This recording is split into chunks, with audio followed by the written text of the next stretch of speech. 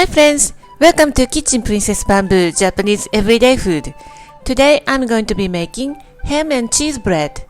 I have introduced you to some Japanese bread and you guys love it. I'm starting the Japanese bread series coming every month. The summer heat is fading, so I wanted to start baking again. Let's get started.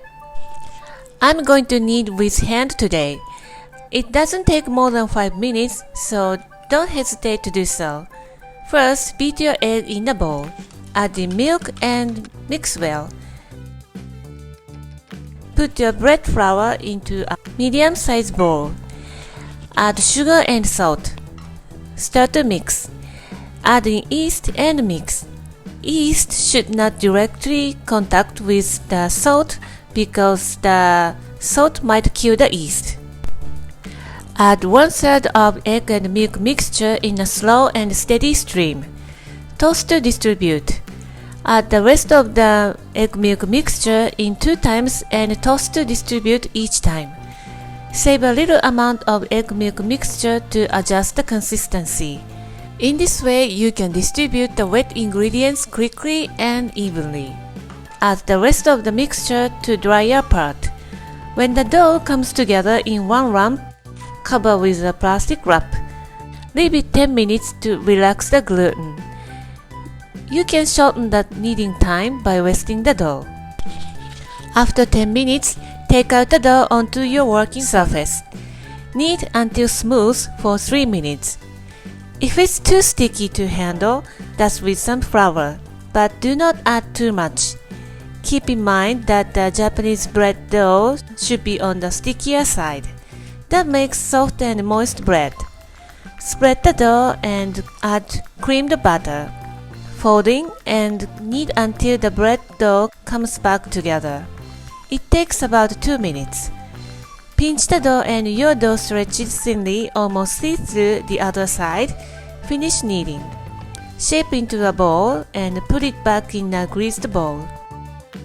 Cover with plastic and let it sit on a warm place for 45 to 50 minutes until the dough rises double in bulk.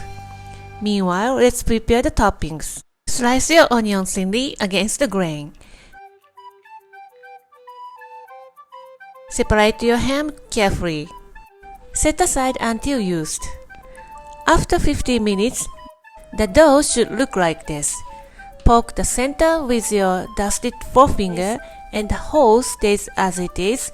It's good to go. If the hole shrinks, you need to rise it for 10 or 15 minutes more.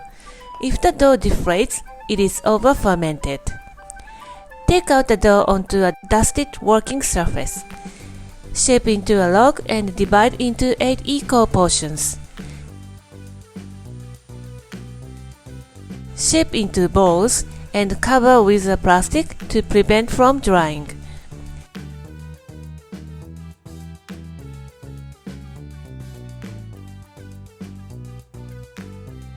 Let's shape into a bread roll.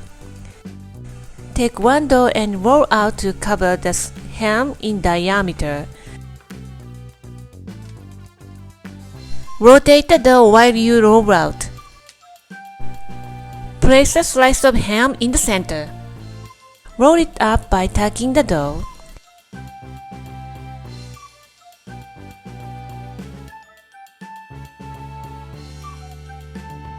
Pinch to seal the dough. Put each end together. Here comes the fun part. Cut the center, attach the end still. Open the cutting side and put it on a cupcake liner. And continue shaping the dough. Line them on a baking tray and let them rise for 45 to 50 minutes until double in bulk. Preheat the oven for 200 degrees Celsius. After 45 minutes, the bread rolls look puffy like this. Drizzle mayonnaise.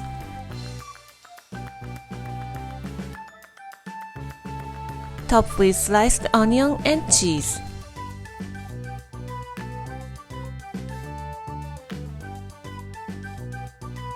Sprinkle dried parsley leaves and pop them in the oven for 15 minutes. Rotate the tray in halfway through. And look at that! There you have your ham and cheese bread. Enjoy the bread while it's still warm.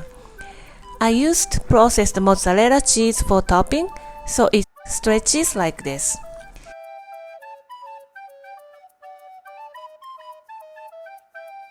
Smells wonderful in my kitchen. Maybe it's the best part of baking. Give it a try and let me know how you like it. Thank you for watching the video. Give me a big thumbs up and subscribe to my channel if you haven't done so already. Share the video with your friends and family to enjoy my recipe. Tag me on your post if you give my recipe a try.